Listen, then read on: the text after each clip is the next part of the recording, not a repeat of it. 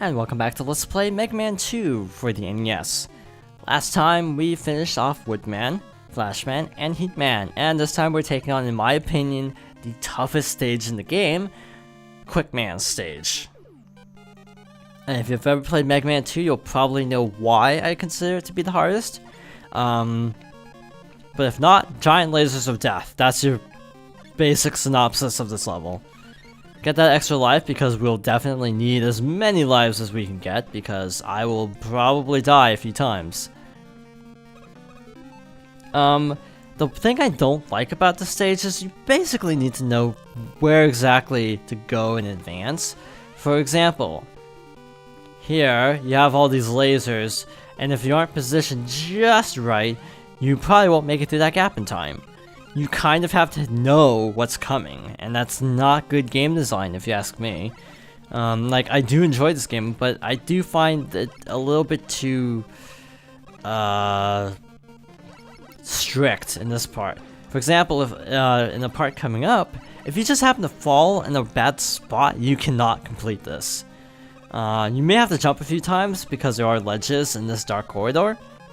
You want to equip the Flashman weapon, the F. You want to fall left here, jump quickly, and go towards the center here. So you land through that hole pretty quickly, but see, I still wasn't fast enough. You have to be like on the ball, like, to do this.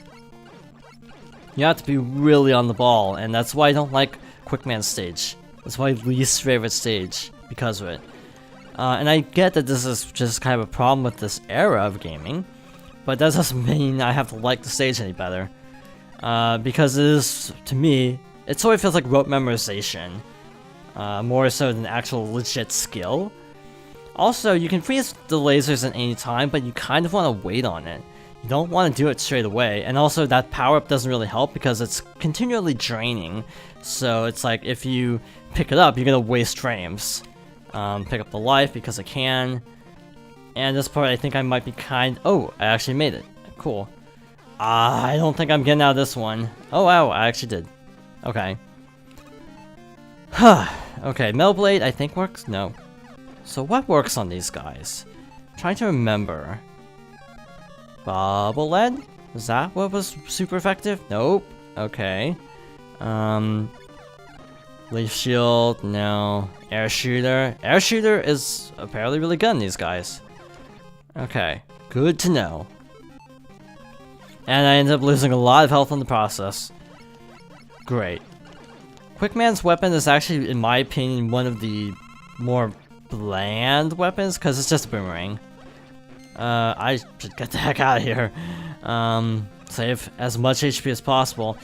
But if you are running low on HP, you can freely fight these guys as much as you want. It'll probably be easier for me just to use an energy tank. Or not, actually. If I can get the energy tank. I'm just gonna spam and hope for the best. That's kind of my strategy against these guys. Yeah, because he puts up his shield before the last shot even, which is kind of cheap. So if I'm not mistaken, if you actually use Flashman's weapon, his health actually drains a little bit. So if you actually manage to get some more recovery on it, the Flashman Time Stopper is actually a pretty good way to go for this fight.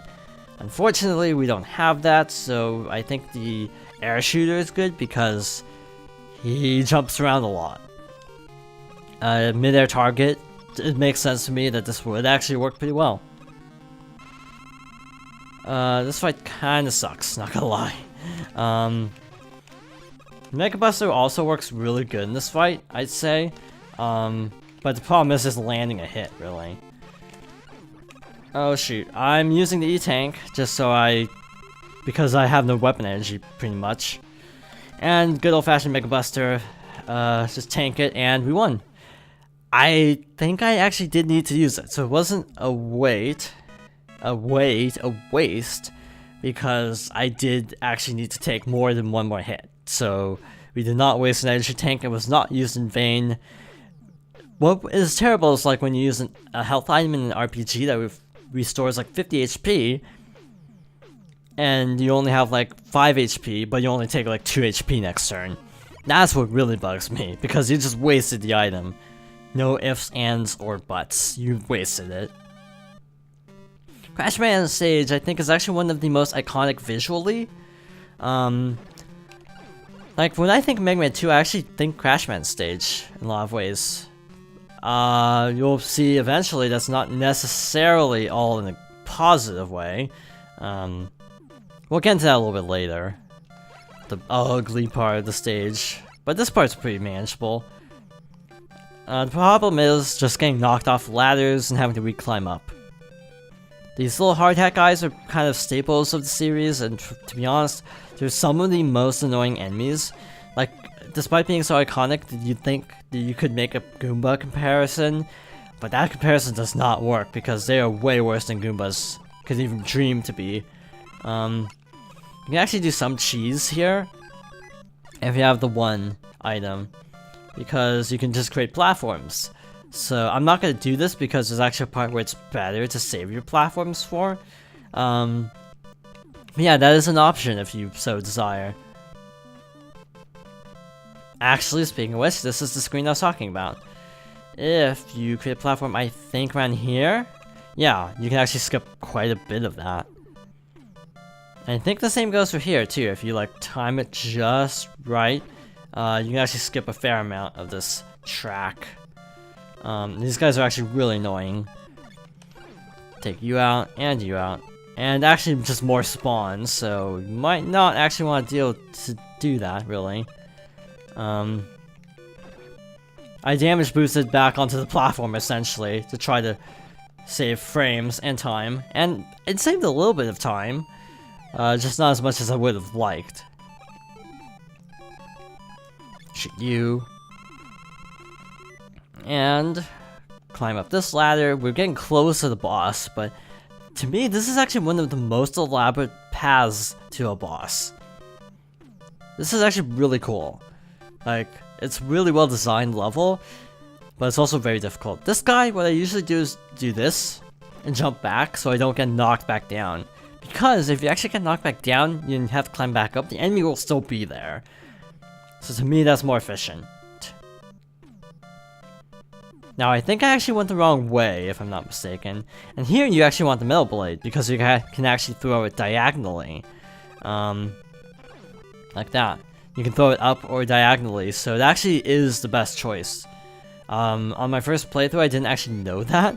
And then after seeing, like, a video on Mega Man 2 and seeing someone do this, it's like, wow, why didn't I ever think of that? It's so obvious to me in hindsight, but it's like, at the time, when I first played the game, I had no clue that you could do that. This is to an E-Tank.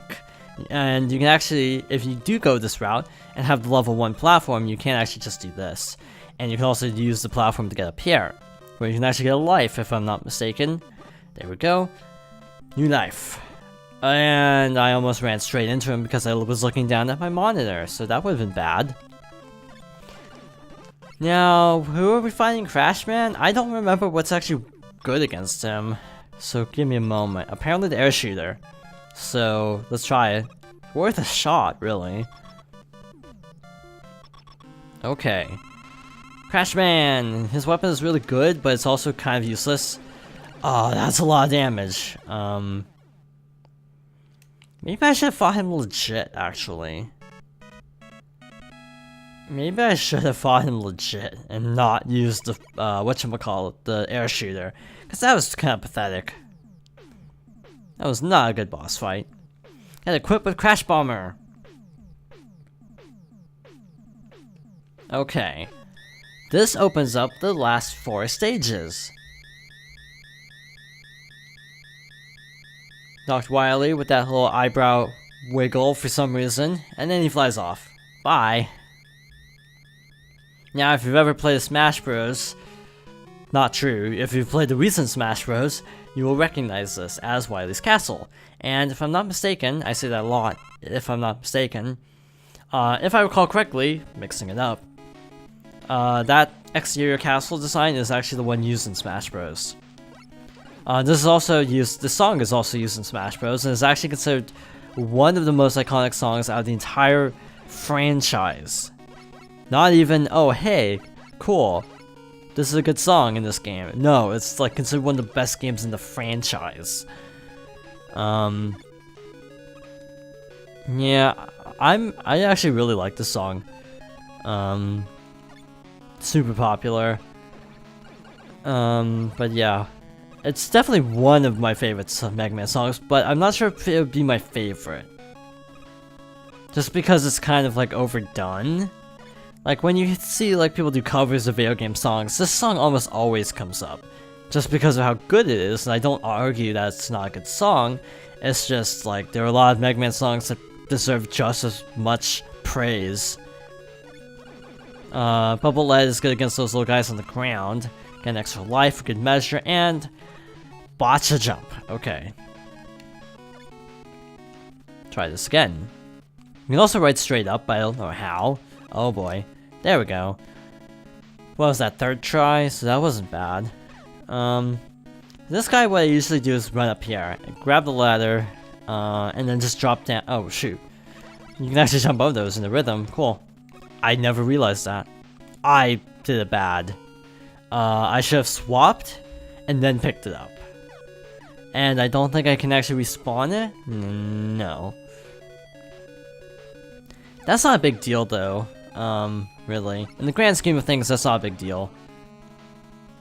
You'll see why in a moment, because here we actually got back outside. More springy guys, they suck.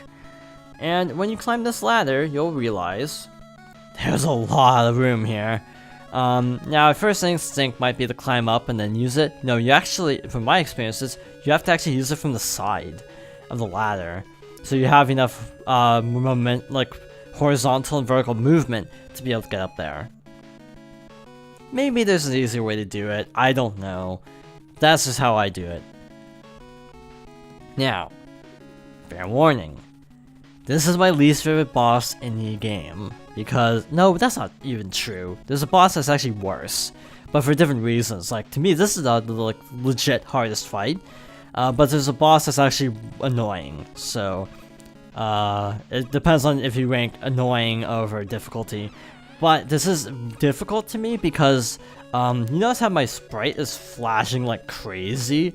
Yeah, it doesn't play that good either. There's a lot of lag in this fight.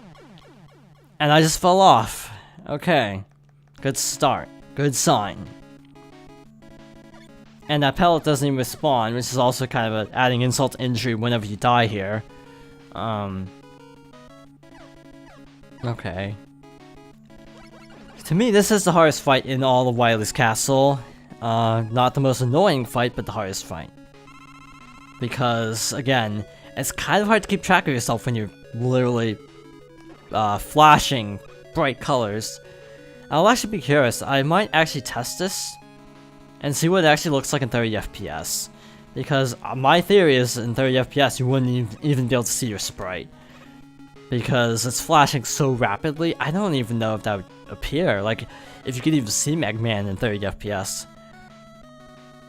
And if I'm not mistaken, this game actually does run at 60. I mean, it feels like it runs at 60. Yeah, with a worse frame rate, I bet it would be pretty difficult to actually see what's going on. Oh, what weapon do I need? The quick boomerang? Okay.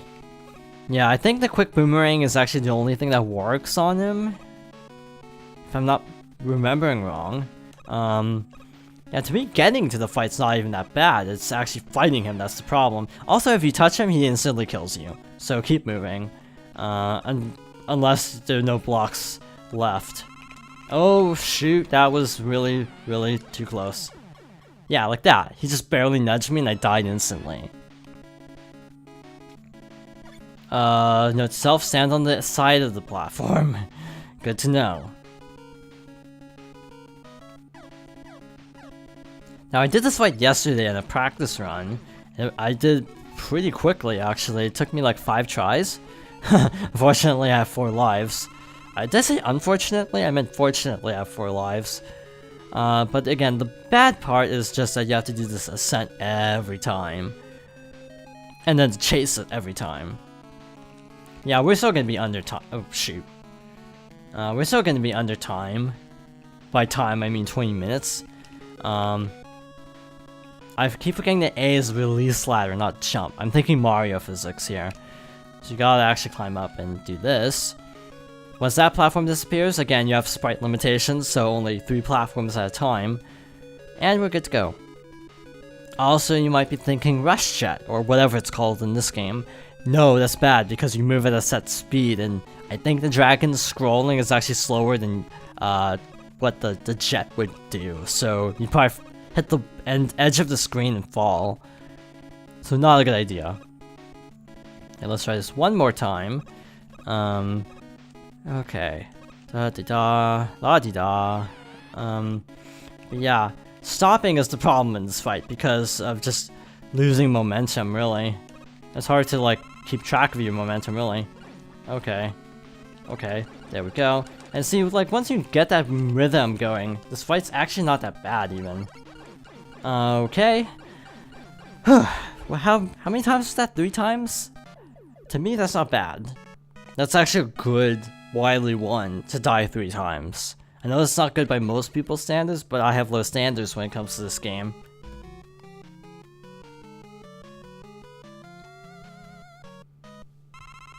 And with that, Wily 1 is done, so now we're in Wily 2, which we'll be saving for next time.